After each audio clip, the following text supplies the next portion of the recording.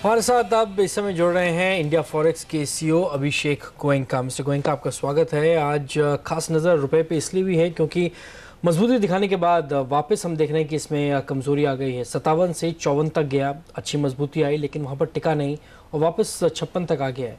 क्या कारण है इसके वापस इस तरह से कमज़ोर होने की? देखिए, एक बार तो जैसे इंटरनेशनली हर जगह ही मार्केट्स बढ़े थे, साथ साथ में लोकल फैक्टर्स भी काफ़ी यूफोरिक थे because of the prime minister taking over the finance minister and थोड़े बहुत जो मेजर्स आए थे, बट ये मेजर्स शॉर्ट टर्म थे। जैसे कि मैंने कहा था लास्ट वीक कि we have to see for a week. एक हफ्ता भी ये मार्केट रुक नहीं पाया उस लेवल्स पे, तो इसका मतलब ये क्लियरली है कि भाई मार्केट की जो डॉलर स्ट्रेंथ की मोमेंटम है वो ख़त्म नहीं हुई है और शायद मार्केट में वापस से एक नया लो देखने मिलेगा, जिस हिसाब से ये मूवमेंट नज़र आ रही है इस समय। नया लो जब आप कह रहे हैं तो आपके टारगेट्स क्या होंगे? इमीडिएट टर्म 57.5 तोड़ते हुए नज़र आ रहे हैं। 58 तक की टारगेट्स हम अभी प्रेडिक्ट कर रहे हैं मार्केट्स में। लेकिन ये बताइए अभिषेक कि ये जो गिरावट है रुपए की कमज़ोरी है या डॉलर बढ़ रहा है? डॉलर इंडेक्स को हमने 83 के ऊपर ट्रेड करते हुए देखा, अभी भी मेरे ख्याल से उन्हीं लेवल्स के आसपास है। देखिए, हमारी फोकस हमेशा से डॉलर इंडेक्स पे रही है। मैं आज भी कहना चाहता हूँ कि हम सिर्फ लोकल फैक्टर्स पे डिस्कशन करते हैं, इंटरनेशनली क्या हो रहा है उसे भी हमें देखना पड़ेगा। जैसे कि हमने यूएस डॉलर इंडेक्स को 83 पे देखा, जो इस समय कई दिनों का ऑल टाइम हाई चल रहा है।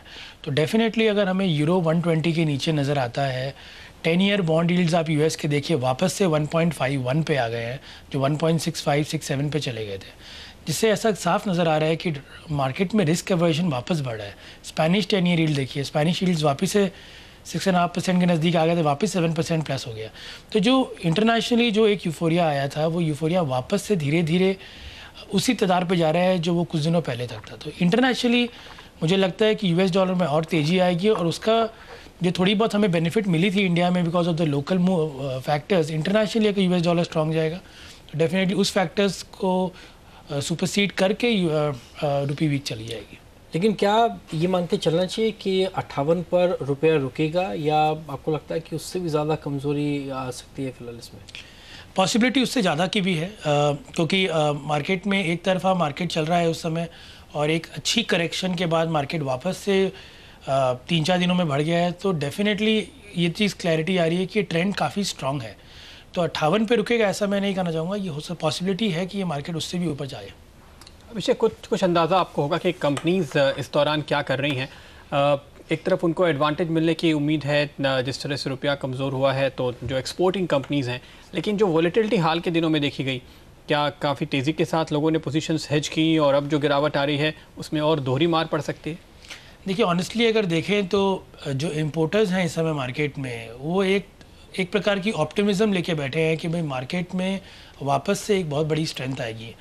मतलब एक्सक्यूज़ेस काफ़ी हैं, डिस्कशंस काफ़ी होती है, प्रेसिडेंशियल इलेक्शंस की बात हो रही है और वो क्या हो रहा है कि मार्केट नीचे आता है तभी भी जो सेंसिबल इंपोर्टर्स है वो तो कवर करके चल रहे हैं, बट जो लोग काफ़ी ऐसे लोग भी हैं जो मार्केट में सिर्फ वेट कर रहे हैं कि भाई मार्केट नीचे जाएगा एंड तभी हम कवर करेंगे या स्पॉट पे कवर करेंगे।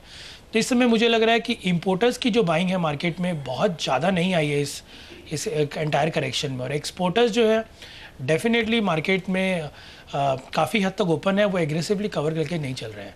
तो इस समय सेलिंग मार्केट में कम है in terms of exporters and importers का मैं बोलूँगा कि 50-50 काइंड ऑफ अ रेशियो है, जो इंपोर्टर्स कवर कर रहे हैं और कुछ इंपोर्टर्स कवर नहीं कर रहे हैं समय मार्केट में। शुक्रिया अभिषेक आपका इस पूरे अपडेट के लिए। तो अभिषेक ये मान कर चल रहे हैं कि एक बार फिर से हम रुपया देखने वाले हैं नीचे 57.50 या 58 के लेवल्स तक जाता हुआ।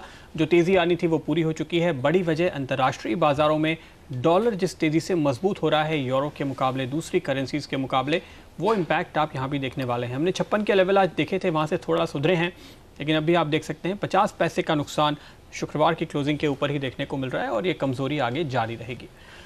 लेकिन जैसे कि हम अभी भी बात कर रहे थे कि तमाम कदम सरकार की ओर से उठाए जाने की उम्मीदें की जा रही हैं, जिनमें से एक बड़ा मामला है गार को लेकर जो अनसर्टेनिटी है उसको दूर करने की।